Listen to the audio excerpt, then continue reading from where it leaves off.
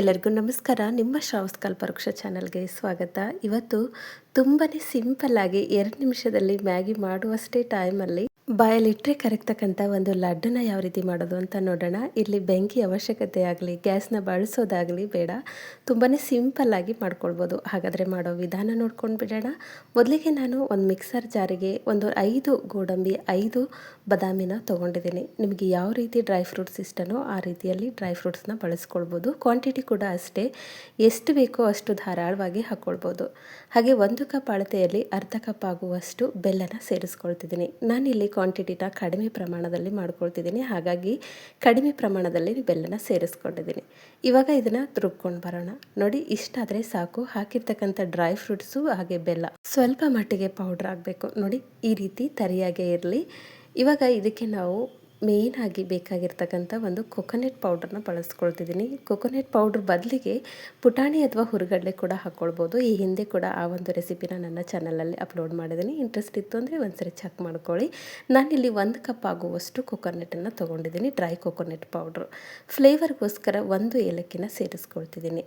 ಇಲ್ಲಿ ಕೊಕೊನೆಟ್ ಅಥವಾ ತೆಂಗಿನಕಾಯಿ ಲಡ್ಡನ್ನ ಈ ರೀತಿಯಲ್ಲಿ ಸಿಂಪಲ್ಲಾಗಿ ಕಟ್ಕೊಳ್ಬೋದು. ಯಾವುದೇ ರೀತಿಯ ಪಾಕ ತಗೊಳ್ಳದೆ ತುಂಬ ಈಸಿಯಾಗಿ ನಾವು ಕಟ್ಕೊಳ್ಬೋದು. ಫ್ಲೇವರ್ಗೋಸ್ಕರ 1 ಏಲಕ್ಕಿನ ಸೇರಿಸ್ಕೊಂಡು ಇದನ್ನು ನಾವು ರುಬ್ಕೊಂಡು ಬರಬೇಕು ನೈಸಾಗಿ. ಎಷ್ಟು ಸಾಧ್ಯನೋ ಅಷ್ಟು ನೈಸಾಗಿ ರುಬ್ಕೊಳ್ಳಿ. ನೋಡಿ, ಇವಾಗ ರುಬ್ಬಿದಾಗಿದೆ. ಇಷ್ಟು ಸಣ್ಣ ಆದರೆ ಸಾಕು. ಇಲ್ಲಿ ಬೇಕು ಅಂತಂದರೆ ಹೀಗೆ ಕೂಡ ನಾವು ಲಡ್ಡನ್ನು ಕಟ್ಕೊಳ್ಬೋದು, ಉಂಡೆಗಳನ್ನು ಕಟ್ಕೊಳ್ಬೋದು. ಇಲ್ಲ ನಮಗಿನ್ನೂ ಸ್ವಲ್ಪ ಆಯಿಲಿ ಆಗಿರಲಿ ಅನ್ನೋದಾಯಿತು ಅಂತಂದರೆ 1 ಸ್ಪೂನ್ ಆಗುವಷ್ಟು ತುಪ್ಪನ ಸೇರಿಸ್ಕೊಳ್ಳಿ. ನಾನು ಕೂಡ ಇಲ್ಲಿ 1 ಸ್ಪೂನ್ ಆಗುವಷ್ಟು ತುಪ್ಪ ಸೇರಿಸ್ಕೊಂಡಿದ್ದೀನಿ. ಬೇಕು ಅಂದರೆ 2 ಸ್ಪೂನ್ ಕೂಡ ಸೇರಿಸ್ಕೊಳ್ಬೋದು. ಹಾಗೆ ಇಲ್ಲಿ ಕ್ವಾಂಟಿಟಿ ತುಂಬ ಕಡಿಮೆ ಪ್ರಮಾಣದಲ್ಲಿ ಮಾಡ್ಕೊಳ್ತಿದ್ದೀನಿ.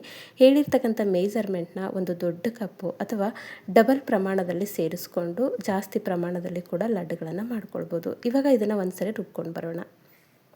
ನೋಡಿ, ಇಲ್ಲಿ ಯಾವುದೇ ರೀತಿಯ ಹಾಲಾಗಲಿ ಅಥವಾ ಪಾಕ ಆಗಲಿ ಬಳಸೋ ಅವಶ್ಯಕತೆ ಇಲ್ಲ. ಜಸ್ಟ್ 1 ಸ್ಪೂನ್ ತುಪ್ಪ ಹಾಕಿ ಈ ರೀತಿ ಗ್ರೈಂಡ್ ಮಾಡಿಕೊಂಡ್ರೆ ಸಾಕು. ಒಂದು ಥಿಕ್ನೆಸ್ ಆಗಿ ಬರುತ್ತೆ, ಅಂದರೆ ಆಯಿಲಿ ಆಗಿ ಇರಲಿ ಅನ್ನೋದಕ್ಕೋಸ್ಕರ 1 ಸ್ಪೂನ್ ಆಗುವಷ್ಟು ತುಪ್ಪ ಸೇರಿಸ್ಕೊಂಡಿದ್ದೀನಿ. ಈ ಮೊದಲೇ ನಾವು ಕೊಕೊನೆಟ್ ಅಥವಾ ತೆಂಗಿನಕಾಯಿ ಪೌಡ್ರನ್ನ ಸೇರಿಸಿರೋದ್ರಿಂದ ನಾವು ಉಂಡೆಗಳನ್ನ ಕಟ್ತಾ ಬಂದಾಗ ಎಣ್ಣೆ ತನ್ನಿಂದ ತಾನೇ ಬಿಟ್ಕೊಳ್ಳುತ್ತೆ. ಇಷ್ಟಾದರೆ ಸಾಕು. ಇವಾಗ ರುಬ್ಬಿರ್ತಕ್ಕಂಥ ಮಿಶ್ರಣನ ಒಂದು ಪಾತ್ರೆಗೆ ಸೇರಿಸ್ಕೊಂಡಿದ್ದೀನಿ. ಸೇರಿಸ್ಕೊಂಡ ನಂತರ ಒಂದ್ಸರಿ ನೀಟಾಗಿ ಕಲಿಸ್ಕೊಳ್ಳಿ. ನೋಡಿ, ಬೇಕು ಅಂತಂದರೆ ಡ್ರೈ ಫ್ರೂಟ್ಸ್ನ ಸಣ್ಣದಾಗಿ ಕಟ್ ಮಾಡಿ ಕೂಡ ಸೇರಿಸ್ಕೊಳ್ಬೋದು. ನಿಮಗೆ ರುಬ್ಕೊಳ್ಳೋ ಇಂಟ್ರೆಸ್ಟ್ ಇಲ್ಲ ಅನ್ನೋದಾಯಿತು ಅಂದರೆ, ಪೌಡ್ರ್ ಮಾಡ್ಕೊಳ್ಳೋ ಇಂಟ್ರೆಸ್ಟ್ ಇಲ್ಲ ಅಂತ ಅನ್ನೋದಾಯಿತು ಅಂದರೆ ಸಣ್ಣದಾಗಿ ಕಟ್ ಮಾಡಿಕೊಂಡು ಸೇರಿಸ್ಕೊಂಡು ಉಂಡೆಗಳನ್ನ ಕಟ್ಕೊಳ್ಬೋದು. ನೋಡಿ, ಇವಾಗ ಉಂಡೆಗಳು ಕಟ್ತಾ ಇದ್ದೀನಿ. ಯಾವುದೇ ರೀತಿಯ ಪಾಕ ಇಲ್ಲದೆ ತುಂಬಾ ಸಿಂಪಲ್ಲಾಗಿ ಒಂದು 3 ಪದಾರ್ಥನ ಬಳಸ್ಕೊಂಡು 1 ಸ್ಪೂನ್ ತುಪ್ಪ ಇದ್ದರೆ ಸಾಕು. ಈ ರೀತಿ ಬಾಯಲ್ಲಿಟ್ಟರೆ ಕರಗ್ತಕ್ಕಂಥ ತೆಂಗಿನಕಾಯಿ ಕೊಕೊನೆಟ್ ಲಡ್ಡು ಅಥವಾ ತೆಂಗಿನಕಾಯಿ ಉಂಡೆಗಳನ್ನು ಕಟ್ಕೊಳ್ಬೋದು. ತುಂಬಾ ಸಿಂಪಲ್ಲಾಗಿ ಮಾಡ್ಕೊಳ್ಬೋದು. ಬೇಕು ಅಂತಂದರೆ ಇದ್ರ ಜೊತೆಗೆ ಒಂದು ಅರ್ಧ ಕಪ್ ಆಗುವಷ್ಟು ಹುರುಗಡ್ಲೆನ ಸೇರಿಸ್ಕೊಂಡು ಕೂಡ ಕಟ್ಕೊಳ್ಬೋದು. ನೋಡಿ, ಎಷ್ಟು ಆಯಿಲಿ ಆಗಿದೆ. 1 ಸ್ಪೂನ್ ತುಪ್ಪ ಆದರೆ ಸಾಕು.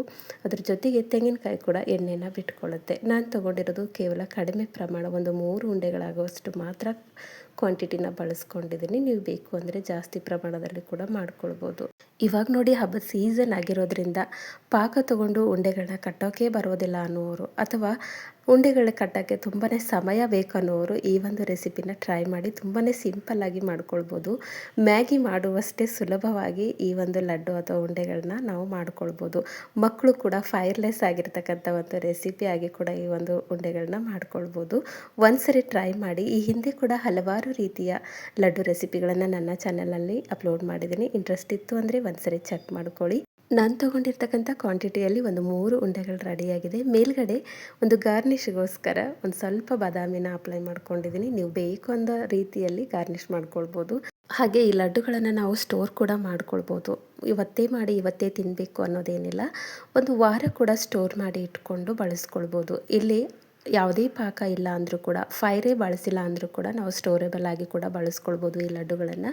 ಐ ಹೋಪ್ ಇವತ್ತಿನ ರೆಸಿಪಿ ನಿಮಗೆ ಭಾಳ ಇಷ್ಟ ಆಗದ ಅಂದ್ಕೊಳ್ತೀನಿ. ಇಷ್ಟ ಆಗಿದ್ದರೆ ದಯವಿಟ್ಟು ನನ್ನ ಚಾನಲ್ನ ಸಬ್ಸ್ಕ್ರೈಬ್ ಮಾಡ್ಕೊಳ್ಳಿ. ಹಾಗೆ ಈ ಒಂದು ರೆಸಿಪಿನ ನಿಮ್ಮ ಫ್ರೆಂಡ್ಸ್ ಆ್ಯಂಡ್ ಫ್ಯಾಮಿಲಿಗೆ ಶೇರ್ ಮಾಡಿ. ನಾಳೆ ಮತ್ತೊಂದು ಹೊಸ ರೆಸಿಪಿಯೊಂದಿಗೆ ಸಿಗೋಣ. ಧನ್ಯವಾದ.